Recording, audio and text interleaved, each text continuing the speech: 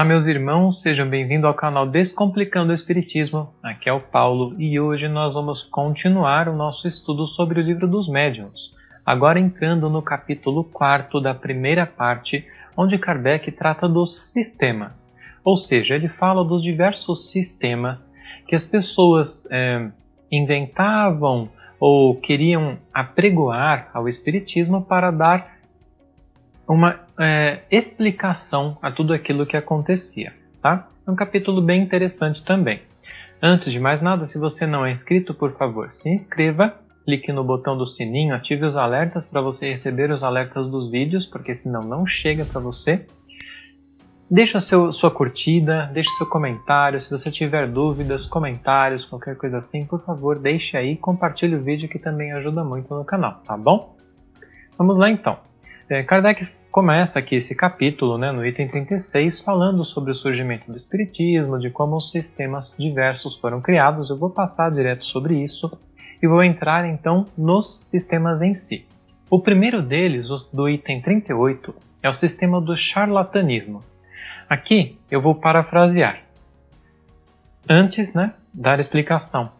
O charlatanismo, então, seria o quê? As pessoas apregoavam ao Espiritismo que tudo se passava por charlatanismo, ou seja, por engano. As pessoas queriam enganar as pessoas, tudo era mentira. E Kardec fala sobre isso. Se isto merecesse resposta, diríamos que alguns fenômenos da física também são imitados por prestidigitadores, por enganadores, ou os mágicos, o que nada prova contra a verdadeira ciência. É muito interessante, porque num vídeo anterior, acho que há uns 2 vídeos atrás, eu acabei falando mais ou menos sobre isso. Eu não tinha lido essa parte aqui, efetivamente. E olha como é importante nós desenvolvermos o pensamento racional. Kardec fala isso. Porque existem mágicos que usam da física ou que fazem fazem truques de mágica que poderiam ir contra as leis da física, mas não vão porque são apenas truques. Isso não significa que porque eles fazem essas coisas desminta a física, que a física seja uma ciência que não seja verdadeira só porque existem mágicos que façam truques com ela, ok? A mesma coisa com o Espiritismo. Não é porque existem pessoas que sim enganam utilizando o nome do Espiritismo, enganam falando que são médiums, enganam fazendo falsos fenômenos, não é porque elas existem que o Espiritismo é falso. O item 39, sistema da loucura. Nesse sistema, as pessoas queriam dizer que todos aqueles que se diziam verem espíritos, que falavam com espíritos, que davam comunicações a eles, eram na verdade loucos.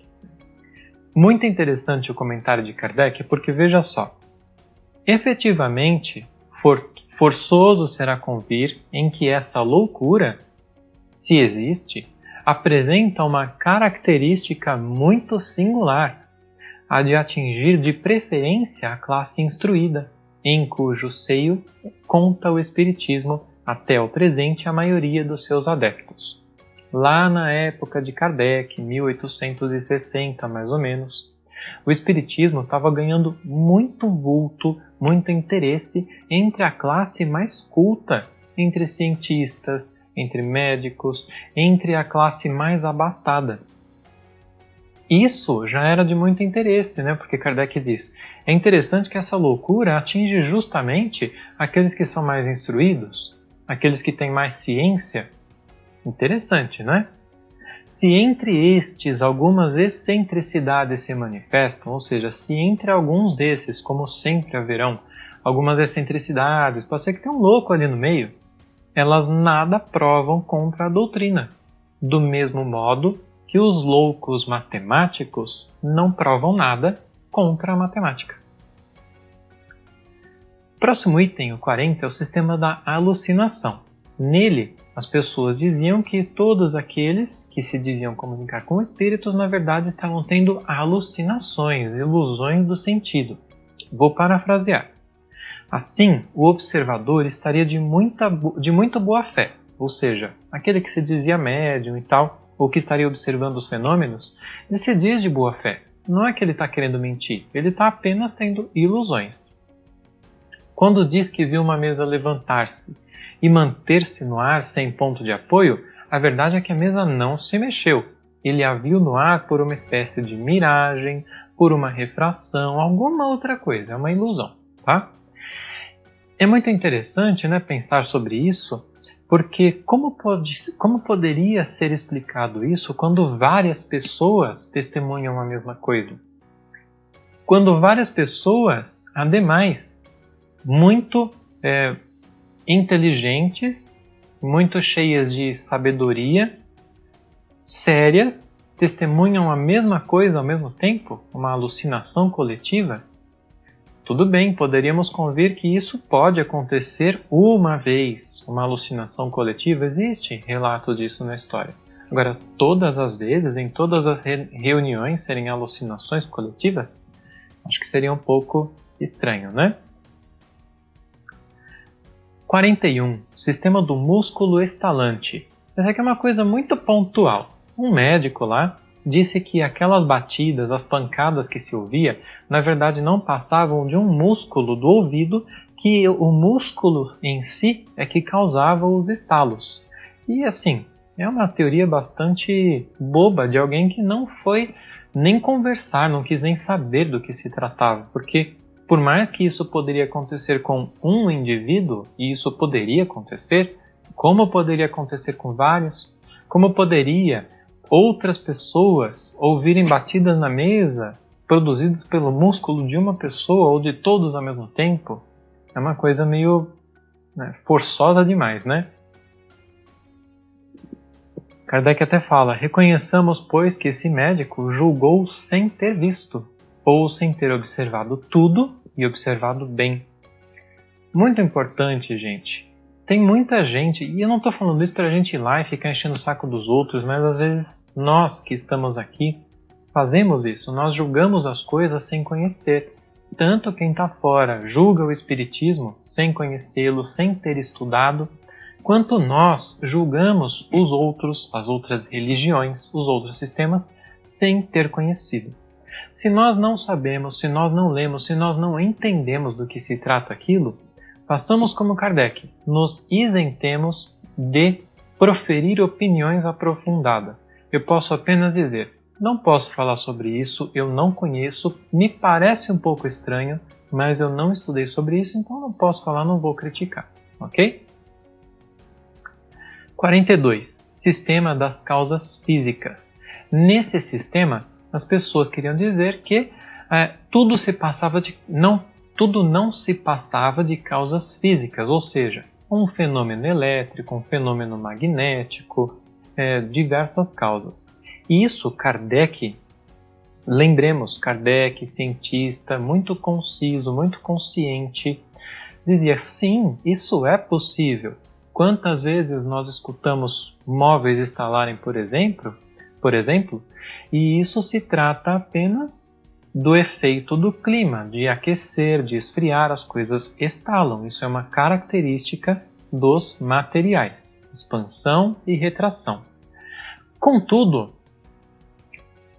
esses barulhos, esses estalos, eles são sempre. Por exemplo, digamos que o dia veio quente, você mora numa região que o dia está sempre quente, e quando chega às 6 da tarde começa a esfriar. Nesse horário começam a estalar. Por quê? Porque está esfriando, o material está se comprimindo, né? As moléculas estão se comprimindo pelo frio. Natural. Agora, às vezes esses estalos se dão durante o dia, em horários que parece que assim, já está tudo estabilizado, o clima já está normal, não teria por que estar estalando, e parece que tem um estalar assim meio diferente. Era o que acontecia nessa época, era o que Kardec se pôs a estudar. As mesas, os barulhos das batidas, são apenas fenômenos físicos ou não? Vamos lá questionar, vamos lá verificar isso. E em verificando, em questionando, se descobriu que essas batidas na verdade respondiam, que os efeitos respondiam a um chamado. Uma circunstância parecia mesmo corroborar essa questão de que se tratava apenas de efeitos físicos, materiais. A do aumento que em certos casos experimentava a força atuante na razão direta do número de pessoas presentes. Ou seja, quanto mais pessoas presentes, mais aquela força aumentava. Então disso poderia ser apenas um efeito do quê? De uma eletricidade, por assim dizer, das pessoas. De algum fenômeno que quanto mais pessoas, mais aquilo se apresentava. Ok? Os movimentos e as pancadas deram sinais inteligentes, como dissemos, obedecendo à vontade e respondendo ao pensamento. Haviam, pois, de originar-se de uma causa inteligente. Que causa inteligente é essa, então? Kardec, então, assumiu. É dos espíritos, são almas que estão falando conosco. Não.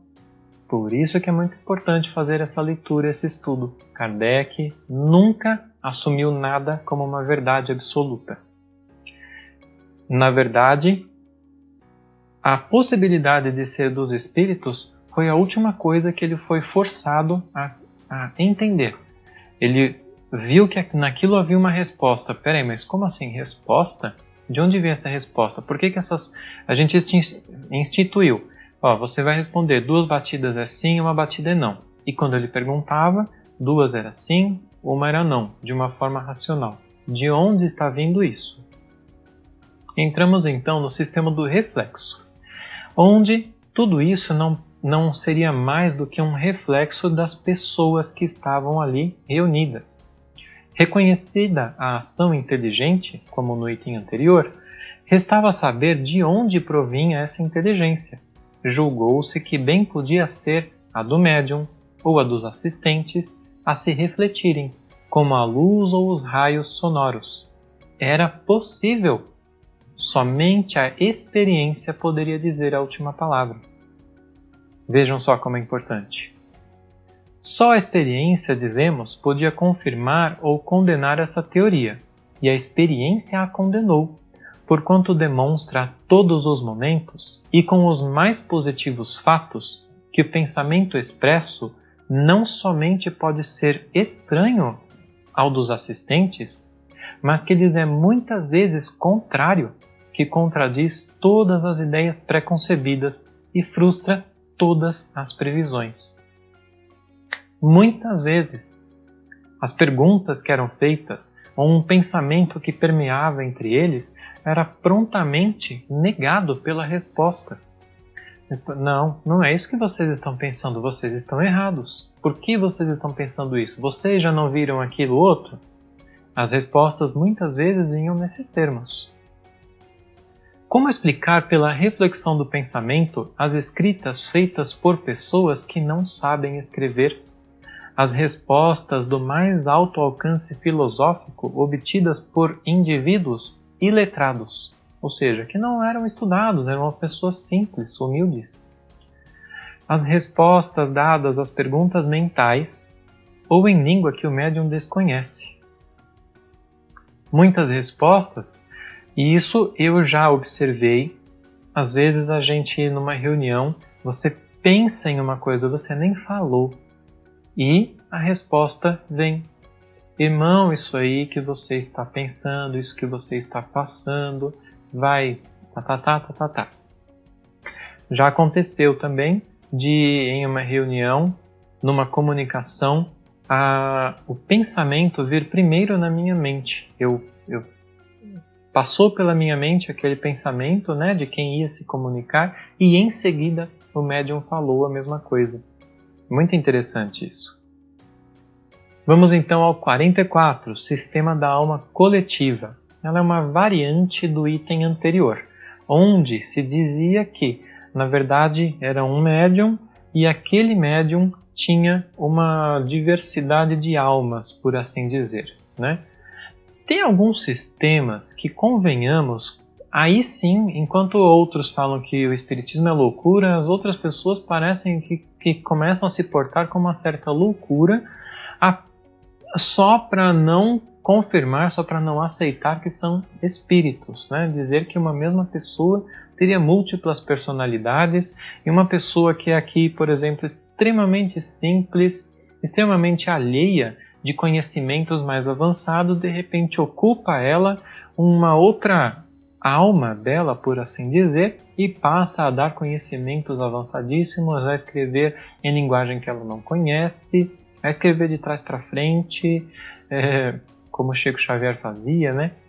Então, tem umas coisas que, assim, vamos seguir em frente. 45. Sistema sonambúlico. Admite, como o anterior, que todas as comunicações inteligentes provêm da alma ou espírito do médium. Eu vou parafrasear.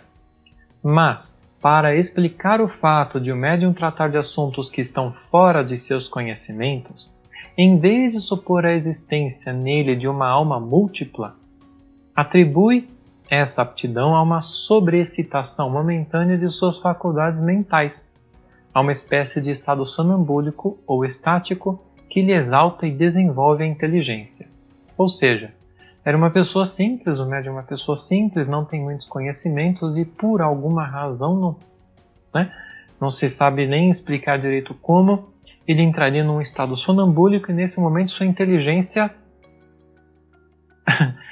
ascenderia, alcançaria novos patamares onde ele poderia falar sobre aquelas coisas que ele estava falando. É um pouco estranho também, né? Porém, a quem tenha observado como opera a maioria dos médiuns, essa observação basta para tornar evidente que essa causa não explica todos os fatos, ela constitui uma exceção e não uma regra. Kardec disse, anteriormente, eu pulei um pedacinho aqui, que isso sim é possível.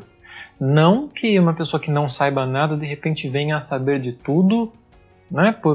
Não, o que acontece é que num estado sonambúlico, a pessoa de repente, porque o espírito dessa pessoa, desse corpo, ele tem conhecimentos outros que transcendem, que estão em suas memórias passadas, por exemplo, e num estado sonambúlico esses conhecimentos se desprendem. Mas, até para a gente conceber isso, nós já estamos concebendo a reencarnação, a existência do espírito e tudo mais. Poder-se-ia acreditar que fosse assim se o médium tivesse sempre o ar de inspirado ou de estático. Aspecto que, aliás, seria fácil aparentar perfeitamente se quisesse representar uma comédia. Como, porém, se há de crer na inspiração, quando o médium escreve como uma máquina, sem ter a mínima consciência do que está obtendo, sem a menor emoção, sem se ocupar com o que faz, distraído, rindo e conversando de uma coisa e de outra. Aqui, Kardec está falando o seguinte: poderia sim o médium, poderia ser essa explicação se o médium estivesse o tempo todo com esse ar de inspirado, ele quer dizer, como se estivesse o tempo todo nesse. Por exemplo, ele é de um jeito, no estado sonambúlico ele fica de outro jeito, ele assume uma aparência de outra personalidade. Mas assim, ele não fica assim o tempo todo. Se ele ficasse assim o tempo todo, tá, legal, pode ser que fosse sempre ele falando, mas não acontece. E mais, ele diz aqui, que existiam médiums desse tipo sonambúlico, em que no momento em que ele dava a comunicação, por exemplo, ele escrevia, dava passagem a uma psicografia, ele não estava nem prestando atenção naquilo, porque ele fazia isso de forma mecânica. O braço estava lá escrevendo e ele estava falando com outra pessoa sobre outro assunto qualquer. E quando ia ver, a comunicação era totalmente diferente, muito avançada, superior, enfim, né? Então, eu acho que fica bem claro, né, o que acontecia. Aí a gente tem o sistema pessimista, diabólico ou demoníaco, que é o quê?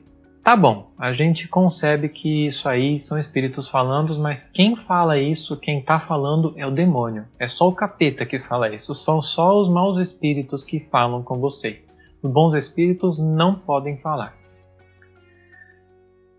Kardec comenta aqui: faremos, entretanto, notar que os partidários desse sistema não devem ser classificados entre adversários do espiritismo, ao contrário.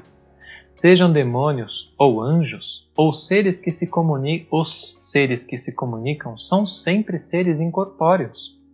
Ora, admitir a manifestação dos demônios é admitir a possibilidade da comunicação do mundo invisível com o mundo visível, ou pelo menos com uma parte deste último. Ou seja, tá bom, você quer falar que são os demônios que estão se comunicando? Tudo bem, pelo menos você está concebendo, está admitindo que existe a possibilidade dessa comunicação. Isso aí já é bem interessante. Mas aí Kardec faz algumas perguntas para as pessoas que assim pensam. Eu não vou falar todas, mas tem algumas bem interessantes. Afirmar que só os maus se comunicam é dizer que os bons não o podem fazer. Sendo assim, uma de duas possibilidades. Ou isto se dá pela vontade ou contra a vontade de Deus. Se for contra a vontade de Deus, é que os maus espíritos podem mais do que ele. Ou seja, os maus espíritos podem ir contra a vontade de Deus e só eles se comunicarem, porque os bons não podem ir contra a vontade de Deus. Mas se Deus é todo-poderoso, se por vontade de Deus, por que, na bondade dele, não permitiria a ele que os bons fizessem o mesmo para contrabalancear a influência dos outros, dos maus espíritos? Por que Deus não permitiria que os bons espíritos se comunicassem para nos ajudar? Que provas podeis apresentar da impossibilidade em que estão os bons espíritos de se comunicarem? Você que está falando que só os maus espíritos se comunicam, que provas você tem que os bons não podem? Ah, mas aí muitos vão dizer, mas lá no passado, lá na época de Moisés, foi proibido a comunicação com os espíritos. Ah, mas espera aí, você está falando que não pode ou você está falando que só podem os maus? E que se acontecem, são os maus que estão falando? Ou pode ser ou não pode. E a própria proibição, você só proíbe algo que pode acontecer. Se não pudesse, você não proibia. Se só o demônio se comunica, sendo ele o inimigo de Deus e dos homens, por que recomenda que se ore a Deus, que nos submetamos à vontade de Deus, que suportemos sem queixas as tribulações da vida, que não ambicionemos as honras nem as riquezas, que pratiquemos a caridade e todas as máximas do Cristo numa palavra, que façamos tudo o que é preciso para lhe destruir o império dele, o demônio? Haveria aí uma contradição. Peraí, mas se só o demônio, só os maus espíritos se comunicam, por que eles nos recomendam fazer o bem? Por que eles nos recomendam vigiar, orar? Por que eles nos relembram das passagens do Cristo? Não é congruente, né? Nono, a Igreja reconhece como autênticas certas manifestações da Virgem Maria e de outros santos, em aparições, visões, comunicações orais. Essa crença não está em contradição com a doutrina da comunicação exclusiva dos demônios? Precisamos lembrar que a quem diga que só os demônios se comuniquem, normalmente são pessoas de religiões, mas essas religiões não aceitam outras comunicações. As comunicações, Jesus já não deixou isso bem claro, bem à mostra na Transfiguração do Monte, quando outros apóstolos testemunharam a aparição e ele indo falar com Moisés e com Elias, que já tinham morrido há centenas de anos. Agora nós vamos entrar nos sistemas mais positivos, né? O primeiro sistema é o sistema otimista. No sistema otimista ele parece ser legal, né? Um sistema otimista, bom. Mas o que ele quer dizer com isso aqui? É o sistema que acredita que tudo é bom. Todas as comunicações são boas, só os bons espíritos se comunicam. Se é uma comunicação espiritual, eu posso acreditar que eu estou bem.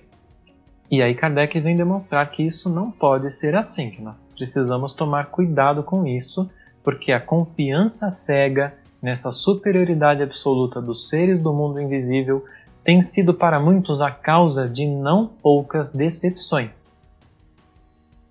Tantas pessoas que acreditam simplesmente porque há uma comunicação, tantos médiums que acreditam simplesmente porque um espírito vem e diz: eu sou o espírito de João Batista, eu sou o espírito de Bezerra de Menezes, eu sou o espírito de fulano e estou aqui para falar com você. E a pessoa simplesmente, opa, nossa, que legal, olha, eu sou médium da hora, hein? Olha como esse espírito superior veio através de mim para falar. Isso é muito perigoso. Não estou dizendo que não é possível. O que eu estou dizendo é que nós temos que tomar cuidado. O que é que esse espírito está trazendo? Sem esse estudo aqui, o que ele disser, passa. O que ele disser, a gente aceita. Por isso que Kardec se esforçou tanto, ele e todos aqueles que o auxiliaram, se esforçou tanto em detrimento de si mesmo, da sua felicidade, da sua saúde, em prover esse estudo tão importante, porque é através dele que nós podemos verificar, nós podemos pesar as comunicações, nós podemos compreender se aquilo que está sendo passado é aceitável ou não. Em seguida, o sistema 48, que se chama uniespírita ou monoespírita, ou seja, um só espírito. Nesse sistema, acredita-se que apenas um espírito superior fala em todos os lugares. Que seja o Espírito de Deus.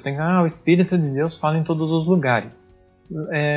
Tem que ter muito cuidado com esse tipo de afirmação para que se faça a distinção do entendimento.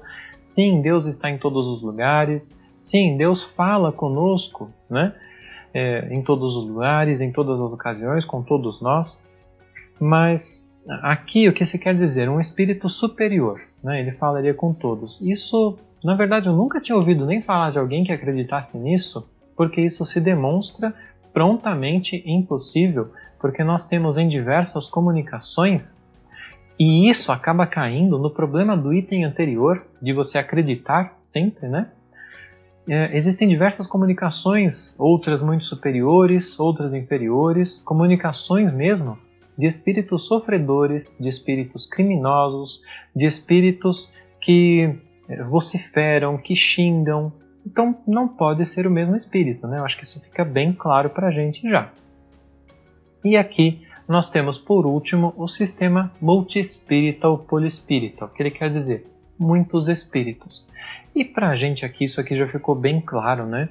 Hoje em dia, pelo menos, que é assim que acontece, que muitos espíritos se comunicam, de diversas categorias, de diversas elevações, de diversos conhecimentos, espíritos muito sábios, espíritos enganadores, espíritos que acreditam que conhecem tudo, mas que não conhecem. Espíritos, inclusive, e aí sim que do plano espiritual pode acontecer, que estão em um sofrimento, em uma dificuldade espiritual, tendo até alucinações, vivendo no seu mundinho ali tão complicado de uma mentalidade inferior e que podem dar comunicações que não têm nada de verdadeiro, nada de real, apesar de eles não estarem fazendo isso por vontade, mas simplesmente porque eles estão vivenciando aquilo, eles acreditam que aquilo é a verdade. Aqui, para terminar, Kardec fala alguns itens que eu acho interessante aqui. Na verdade, esse não é o último, esse é o penúltimo, tá? Eis aqui as consequências gerais deduzidas de uma observação completa e que formam a crença da universalidade dos espíritos, visto que os sistemas restritivos não passam de opiniões insuladas, de opiniões isoladas. Os fenômenos espíritas são produzidos por inteligências extracorpóreas, às quais também se dá o nome de espíritos. Isso aqui com base em observação, em todo o estudo que eles estavam fazendo.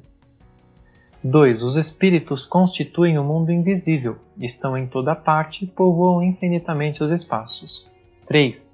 Os espíritos reagem incessantemente sobre o mundo físico e sobre o mundo moral, e são uma das potências da natureza. 4.